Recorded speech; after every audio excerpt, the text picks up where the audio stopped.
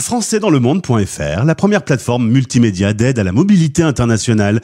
Bienvenue sur notre podcast. Je suis Gauthier Seyss et j'ai le plaisir de vous emmener aujourd'hui à Pékin avec Nathalie Tritzler. On est dans le cadre du partenariat avec la FIAF.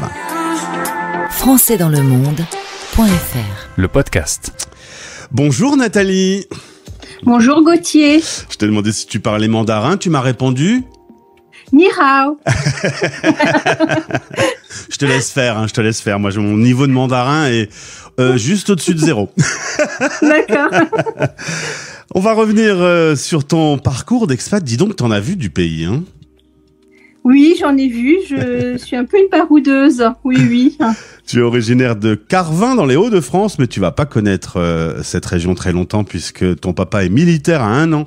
Tu pars t'installer en Allemagne. C'est le FFA, c'est ça? Ça voulait dire quoi, FFA? C'était les RFA. C'est une garnison allemande. C'était à l'époque. Enfin, je me souviens plus trop. C'était, c'est vrai, c'était un régiment. Enfin, c'était l'armée qui allait en Allemagne. Ouais. Voilà.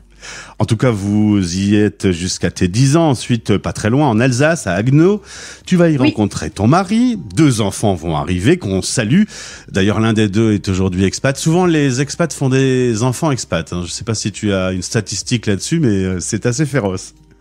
Bah écoute, on verra. Ils sont en couple, donc oui, je pense que on va voir. On va se laisser porter sur ce qu'ils vont décider. Mais je crois que mon fils et il aime Étienne va partir. Oui. Étienne va sans doute s'installer à l'étranger. Alors un jour, ton mari revient et dit j'ai entendu parler d'un poste à Hong Kong. Et toi, tu réponds pourquoi pas. Donc t'étais prête en fait, hein? J'étais prête. Je travaillais aussi, donc il fallait. C'était une grande décision. On venait d'acheter aussi une maison. On venait de déménager, donc se rapprocher du travail de mon mari. Et voilà, un jour, mon mari me dit, c'était en mars ou en février ou mars, j'ai entendu qu'on cherchait quelqu'un sur Hong Kong. Et peu de temps après, avril, il est parti à Hong Kong et dans la même année, en août, nous avons pris nos valises et les enfants et nous sommes installés à Hong Kong en 2004. En 2004, 7 ans d'aventure à Hong Kong, ensuite ce sera Shanghai. Ensuite, c'est un peu plus frais, c'est à Copenhague. Ensuite, c'est un peu plus loin, Melbourne. Dis donc, quel voyage. Et à chaque fois, c'est des cultures très différentes, des décors très différents, des météos très différentes. Vous arrivez à vous installer. Ah bah oui, voilà, on peut le dire. À chaque fois, tu t'installes et tout va bien, ou il y a des petites phases qui sont un petit peu difficiles? Non, je suis plutôt d'une nature vraiment... je baisse pas les bras, on y va, on s'installe. Le plus important, c'est les enfants. Il faut que ça soit bien. Et puis le logement. Une fois qu'on a tout ça, on démarre la vie et il faut que ça aille. Il faut que ça aille. Et il faut que ça bosse aussi. Tu m'as dit, à chaque fois, j'ai dû travailler. Il fallait que je travaille. Ben oui, c'est moi. Donc à chaque fois, je me suis adaptée au lieu de mon expatriation. Et il fallait que je travaille. Et j'ai trouvé à chaque fois du travail. Et c'était vraiment très, très enrichissant. Ouais. Alors, à chaque fois aussi, tu vas te tourner vers les accueils de la FIAF. Tu m'as dit, ça m'a beaucoup aidé, c'est important, ça aide les nouveaux, ça crée du réseau. À chaque fois, ces accueils t'ont permis de faciliter l'expatriation? Exactement. La FIAF, vraiment, et l'accueil, par exemple, Hong Kong Accueil, où j'étais, c'est très important, ça facilite notre adaptation, notre intégration dans le nouveau pays d'accueil. On rencontre de nouvelles personnes, ça facilite aussi les échanges culturels avec les expatriations. C'est créer aussi des liens avec la communauté et ça forme un réseau social et ça, il faut pas rester seul, il faut vraiment aller dans ces accueils pour s'épanouir aussi, hein, c'est important. Pour et de connaître et de rencontrer des gens. Mmh. Oui. Alors, ton mari travaille dans une filiale SNCF, dans la construction de gares, l'opportunité d'aller vivre à Pékin. Pour toi, ça a été tout de suite un rêve, tu m'as dit. Pékin, bah oui, parce que c'était, la grande muraille, Tu te rends compte, je disais, on va aller sur la Grande Muraille. C'est quelque chose, c'était pour moi quelque chose vraiment d'important.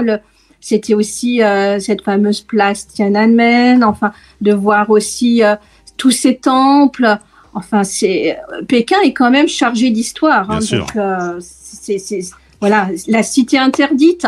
Oh là là, ça y est, je suis à la cité interdite. Oui. Ça y est, tu vis ton rêve. Et en plus, tu avais un autre rêve, c'était de vivre dans ces fameuses petites maisons à court carré qu'on appelle des hutong. Les hutong, oui. Alors, vous y êtes, vous avez trouvé ça aujourd'hui. C'est pas le quartier où se trouvent spécialement les Français, mais c'était ton rêve de t'installer là-bas. Exactement. C'était mon rêve d'avoir, sachant que je ne parle pas pas du tout mandarin, donc habiter dans ces quartiers-là, on se mélange vraiment avec la vie et les habitants chinois, et là on crée un lien. Les Chinois sont de nature curieuse, hein, donc ils viennent, ils veulent vous connaître, ils sont joviales, ils vous apportent même à manger. Enfin, moi où je vis, on crée une grande famille, et une entraide aussi, c'est très chouette. Hein. Le fait d'être occidental ou français, il n'y a pas de barrière, il n'y a pas de mise à l'écart. L'échange avec les locaux les échanges sont agréables? Ah oui, très agréable, très très agréable. Et même, vous voyez, il y a des enfants qui vont venir avec leur famille, et puis la famille va dire à l'enfant, vas-y, essaye de dire bonjour, mais en anglais. Donc ils vont vous dire good morning, et c'est mignon comme tout. Non, c'est vraiment bien. Et si j'ai un problème maintenant, je vais à côté, je sors je vais chez la voisine, elle va m'aider. Tu me dis, il y a une espèce d'esprit de famille, un peu comme ça, où chacun s'entraide. Exactement, oui. Alors, tu fais tout à vélo, ce sont des petites ruelles assez étroites. Et paradoxalement, le calme est assez présent. Il y a beaucoup de scooters ou de voitures électriques. Résultat, c'est pas une ville bruyante? Alors, dans les hutong, les gens se couchent très tôt. Donc, à 20h, 21h, il n'y a plus du tout de bruit. Et jusqu'à 5h30, 6h du matin, c'est d'un calme absolu. Voilà, vous sortez après de ces hutong-là, vous allez sur les grandes artères. C'est pas très bruyant parce que beaucoup de voitures sont électriques, les scooters sont électriques. Donc, au niveau nuisance sonore, à part les klaxons, ça va. C'est raisonnable. Alors, c'est raisonnable. Pour le conseil du jour de Nathalie, c'est de s'intégrer. Il faut vraiment s'immerger dans la culture. Certes, il y a des magasins, on peut trouver des magasins pour les occidentaux, où les prix sont d'ailleurs très chers, mais rien de tel qu'un bon marché, des bons produits chinois. Oui, alors là, la diversité en fruits et en légumes sur les marchés chinois, c'est vraiment extraordinaire.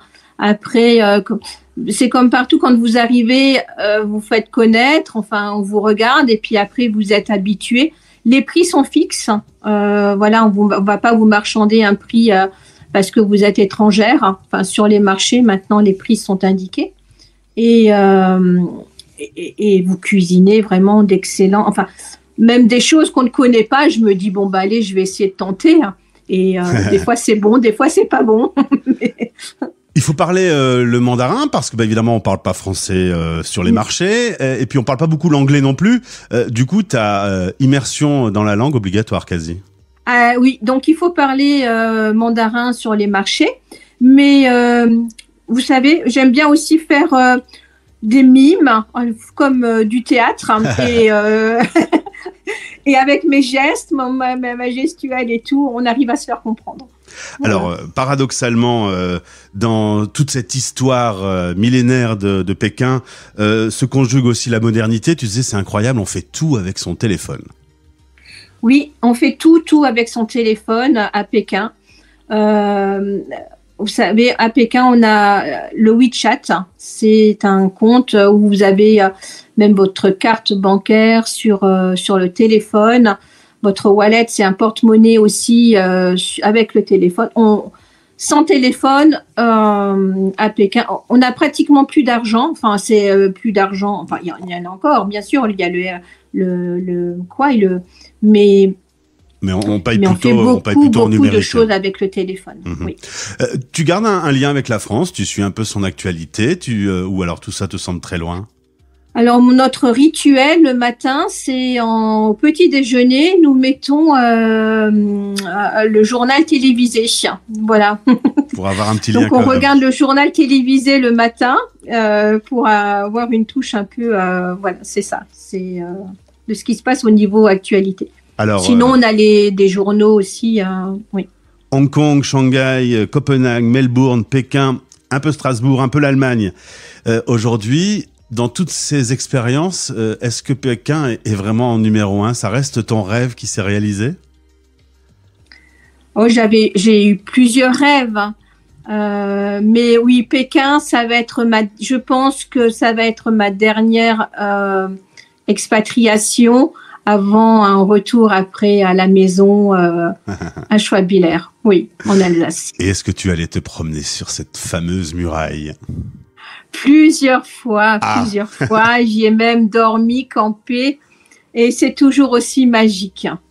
C'est coucher de soleil, c'est lever de soleil, c'est extraordinaire. Eh ben, dis donc, ça donne envie d'aller s'y promener. En tout cas, on peut s'y promener un moment parce qu'elle est bien longue, hein. Elle est bien longue, oui. Puis il y a plein de sentiers. Enfin, il y a la muraille qui a été reconstruite, donc vraiment où on peut se balader sans problème. Et puis après, il y a un peu la muraille sauvage. Et ça, c'est magique.